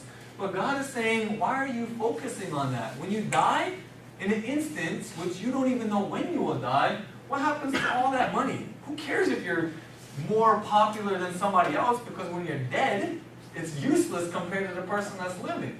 And God's telling us we need to think about these things. What about power? Some people, their goal is just to rule over everybody. Oh, if I can just be the person to tell everybody what to do, that would be a successful life. I think that's what my purpose in life is for, is to boss everybody around. Some people believe this. Fame, they want to be famous, they want to be acknowledged. Like, oh, please look at me. That is human's heart. That is our condition. And some might have a more noble cause. Oh, I live for my family, like it's my priority to take care of my family, and no matter what happens, my family is the most important. That might be more of a noble cause, but is that why you were created? In this verse in James, it says, "Whereas you do not know what will happen tomorrow, but what is your life? It is that even a vapor that appears for a little time and then vanishes away." So the Bible is saying, stop and think. You don't know when you're going to come, and you don't know when you're going to go. Lord, What is man that you take knowledge of him, or the Son of Man that you are mindful of him? Man is like a breath. His days are like a passing shadow. We come and we go, but yet we spend our whole life wondering where we're going. When we're in school, we wonder, what college we'll go to. And when we're in college, we wonder, what job will I get? And when we get that job, we wonder who we will marry. And all we do is just wonder about how we can make our lives better for ourselves. Because that is what we like. But that's not what God created us for. And that's why this author said, Lord, make me to know my end. And what is the measure of my days, that I may know how frail that I am? So we're born, we go through the process of life, and we're just like, I'm getting older, so I guess I have to go to school. Oh, since I graduated school, I guess I have to get married. And since I'm married, I guess I have to have kids. And I'm getting old now, and I guess I've lived a full life because I did what everybody else does, and then you die. And right before your death, and most people on their deathbed, I've actually visited people in their nursing homes before, right before they're about to pass away, and they always contemplate what people our age do not think about. They're like, man, if I can go back and do things differently, I would change so many things. They recognize that their whole life, they've tried to accomplish something, and whether they've accomplished it or not, they come to the same conclusion. What did I do with my whole life? Why was I here? In this Bible verse, it says, if the dead do not rise, let us eat and drink, for tomorrow we die. So the author is saying, right, if that's the end of life, if that's all that there is to life, then shoot, let's drink, let's party, let's just have fun, because tomorrow we die. What does it matter? Because the people are not thinking about what they were created for, their purpose. So what is the Bible teaching us that our purpose is? First, we must understand what is the main theme of the Bible. Why did God write the Bible? What is He trying to teach us? And the main theme from Old Testament to New Testament is the recovery, the relationship between God and man, you. See, when we were created, we started to think about ourselves. But God was like, no, think about me. Like, I created you. What if I was a watchmaker and I made this watch and the watch stopped working, right? And I'm like, well, if you're not going to do what I created you to do, you're useless, and I'm going to create another watch, right? Because if what it was designed for does not do what it was designed for, it is useless. So, what do you think that God might be thinking about when He created us for a purpose, but yet we don't do what God asks of us? And that's why God is trying to recover and trying to teach us who He is. But God is not like me, because if it were me and that watch doesn't work, I would just throw it away and make another one. But God is so loving and caring for you that even though we don't live for the purpose that we were created for, He doesn't give up on us. He keeps trying, like, please, like, pay attention. Look at the things that I've created. Look at the evidences that I'm showing you, and think about the fact that God has created you. And another unique and specific way that God created us differently is with a spirit. We have body, soul, and spirit. And, this can get very complex and can get very in detail, so I'm only going to brush on this a little bit because I'm just trying to make a point. If you want to have conversation about it more, we can. But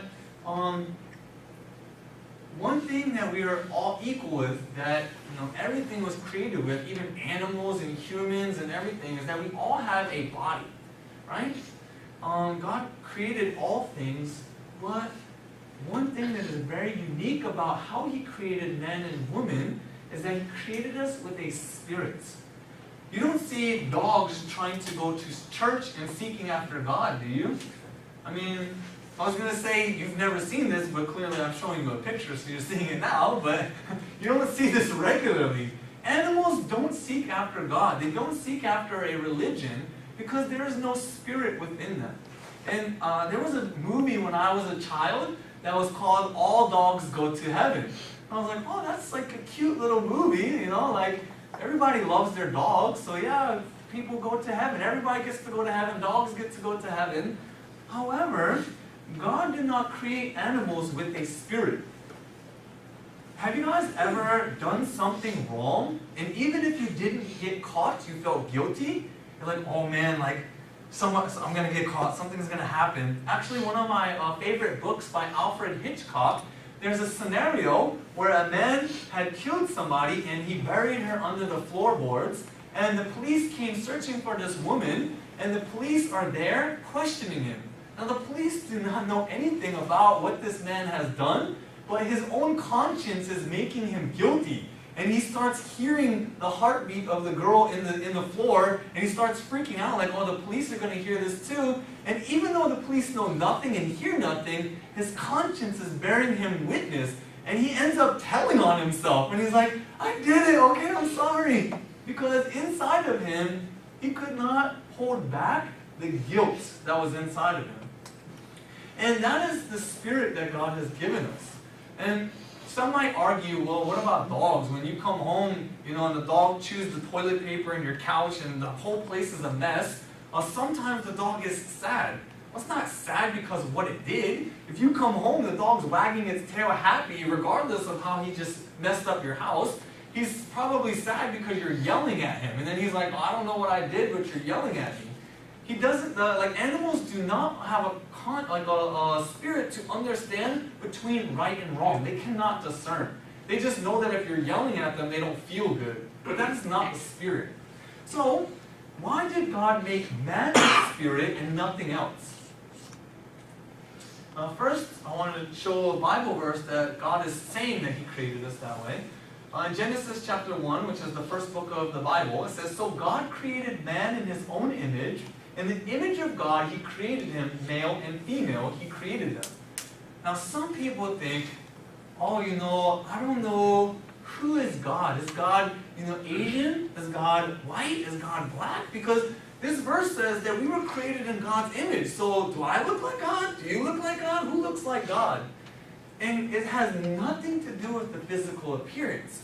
What the Bible is talking about is God made man in His image, which is spirit. So if we look at John, the Bible says God is spirit, and those who worship Him must worship in spirit and truth. And another verse, He has made everything beautiful in its time. He has also put eternity in their hearts, except that no one can find out the work that God does from beginning to end. So eternity is referring to the fact that where spirits will go and the things that we need to think about and consider. So He's saying He has made everything beautiful in its time. He has put eternity in their hearts. Why does God put eternity in our hearts? Because we will die at some point. Right? Can anybody defeat death? It's not possible. We're humans. All of us will die. But God has put eternity in our hearts, and He's trying to help us to understand that after we die, there's something else. And this is something that we need to look into, try to understand what is it that God is trying to teach us. And we do not have a lot of time to talk about that, so in another day we will go in a little more depth. But how can we choose wisely? Like I told you guys before, in the past, God did miracles. Now we have the Bible. We have scientific things to support all of the things that the Bible says. There are evidences, no matter where we look, what we think about, we can see that God truly exists. Steve Jobs said, deciding what not to do is as important as deciding what to do. See, sometimes we can freeze. We're like, I don't know what is right. I don't know which one to do, so I'm just going to take a step back and just hope that it comes to me. But Steve Jobs is saying that if you're doing that, that's as equally as important as if you do something. Like you can't just sit back and do nothing. Like you need to do something. If you sit back and do nothing, then you're just going to stay in the same place. You're never going to learn anything. You're never going to grow and find out anything. There's two stories that I briefly want to talk to you guys about to help you understand this a little bit better. I'll briefly go over this. In Matthew, it talks about two people. One who builds his house on a rock, and one who builds his house on the sand. Now, ironically, we're in Georgia Tech, which is, known for its, engineering. So, for all you engineers out there, who would build their house on sand? Does that sound like a wise thing to do? No, it's not a wise thing to do. Because we understand that the foundation is not sturdy. However, there was another man who built his house on a rock. Now, for you engineers, who would build their house on a rock? Anybody? Yeah, you guys would, because it's more sturdy. It's more logical. And the Bible and God depicts this story to help you understand, what are you building your belief on? If you're just building your belief on your feeling, oh, that sounds good, yeah, just whatever you say. He seems like a nice guy, so I'll just believe that. That's building your foundation on sand. There's no evidence or anything to support that. But if you go and you search and you seek and you have evidences, then you're building it on a rock. And in the Matthew it says, and the rain descended, and the floods came down, and the winds blew and beat on that house, and it fell, and the fall was great. So in this story, God tested these houses with a storm. And in this house that was on sand, it fell, and its fall was great. Because we know that it cannot withstand. But the Bible declares that God is the rock. He alone is my rock and my salvation. He is my fortress, and I will not be shaken. So what will we build our thoughts on? What will we build our beliefs on? The Bible declares God as the rock, the firm foundation that if we begin with where God is, and we build our thoughts and our decisions upon that, we can continue to stay strong. But if we build our thoughts and our beliefs on, just feelings and emotions, it's like sand. It's going to get knocked away when we get tested. If somebody asks us a question, well, why do you believe that? Well, I don't know why. Because it's on sand. But if we have a firm foundation with scientific evidences to help support this, then we'll be able to respond with more confidence. And the last story that I would like to tell you guys about is the rich fool. If you guys can turn to Luke chapter 12. Luke chapter 12. It's in the New Testament. It's one of the Gospels. Matthew, Mark, Luke. Luke chapter 12. Verse 16 through 21. Luke chapter 12, verse 16 through 21.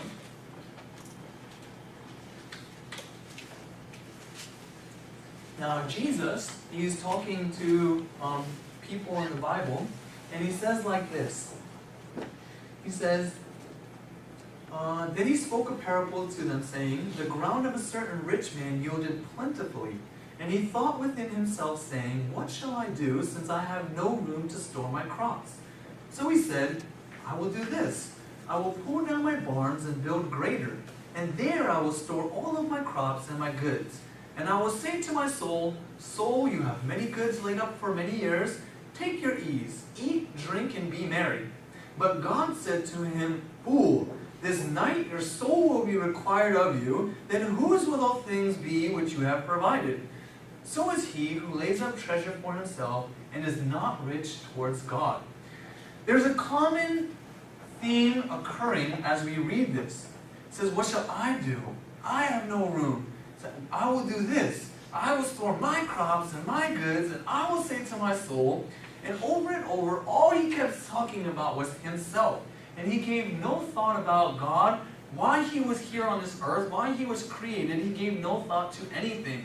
And so God said, you fool, I can take your life in an instance, and then all those things that you worked hard for, what good are they? You have wasted your time, you have wasted your effort, and once you die, do you get to keep those things? No. So, what if a child told his parents that, Mom, I really don't like the way that you're raising me, so I'm just going to do what I want to do because I don't really like what you're telling me. The mother would be like, get over here, you little, right? But yet, when we do the things that we want to do, it's like, this is my goal in life, this is what I want. We're like, God, I know you created me, but I really don't care what you're telling me, so I'm just going to do my own thing. How do you think God would feel about that if He created you, right? And we must not turn our back on what tomorrow brings or what God is trying to teach us. Because life can end like this man. Let's watch this quick video. Hold on one second. You. Life can end like, let's watch this video. There's no sound, don't worry. Just like that. This man was probably a young man. He thought that he had a long life to live, but yet, just like that, he died. So I want you guys to consider through this video, think more deeply. You. Look at your eyes. Look at them. Speckled. Colorful. Each one unique. And I created every one of them. I created everything. The universe. And you. I gave you your personality. I made you pure. Complex. And every day, I give you life. I love you. But something happened. You cheated on me. You didn't trust me. You sinned.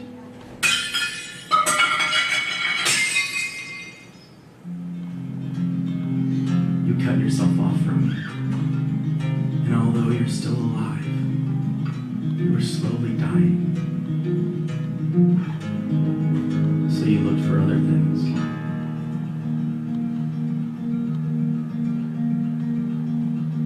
To fill the void. But nothing works.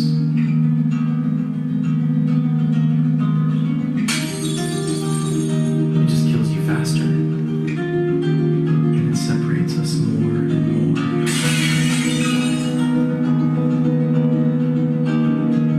What are you searching for?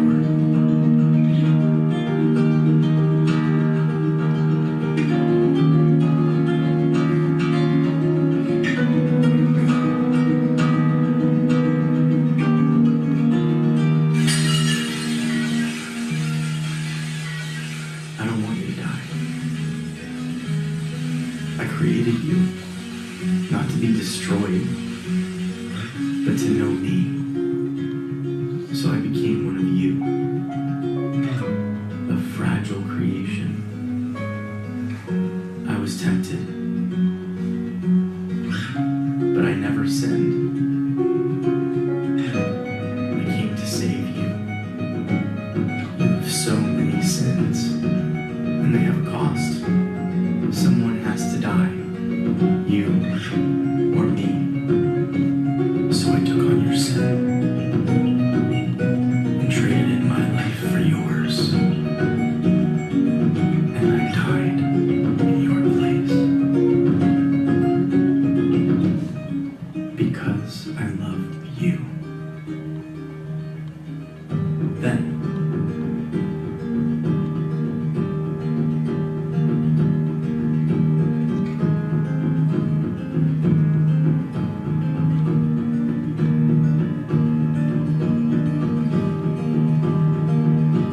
I rose from the dead.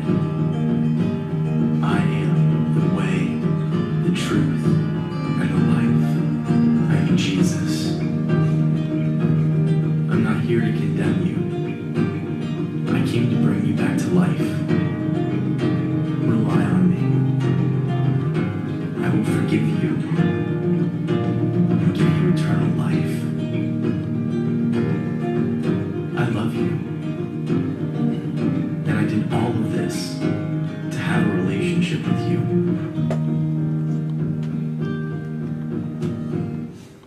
Will you follow me?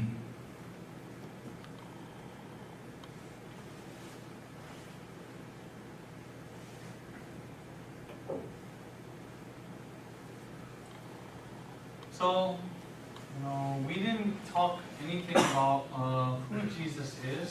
but within the coming days, we're going to talk more about it and why it was so important that, like the video said, he will come.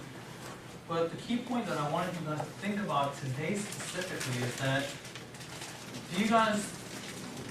are you guys able to believe that the Bible is valid and that there is a God that desires to have a relationship with you? I don't know about you guys, but I personally have felt that I've wasted so much time trying to please myself and trying to find some type of satisfaction, something that would bring a peace to my heart.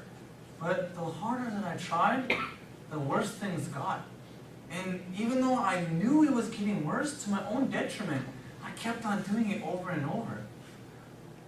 And I really hope that you guys can have some type of thought and consideration about why God gave us the Bible. What is it that He's trying to teach us, and what is our purpose in life? Why are we here? We're going to continue in more depth about the validity of the Bible, as well as more about how we can improve our situation through our nature of repetitive ignoring God. And I really wish that all of you guys can continue to come throughout this whole week. But I'll close in prayer. So if you guys can close your eyes and bow your head. Dear Heavenly, Righteous, Merciful Father, Lord, you desire so greatly for us to know about you and to believe in you. And you have given us so many evidences and so many supporting facts to show that you do clearly exist and that you are here for a reason. Help us to understand why you created us. Help us to understand what is our purpose in life so that we can not live a life without any meaning, that we do not continue to waste our time chasing things like money and fame and respect that will just fade in an instant, but that we can have the deep understanding and the peace and joy that you offer to us if we just believe. And we love you and thank you, Lord, for all these things, and in Jesus' mighty name we pray. Amen. So, time is done now, but if you guys have any questions, then I really hope that you guys are not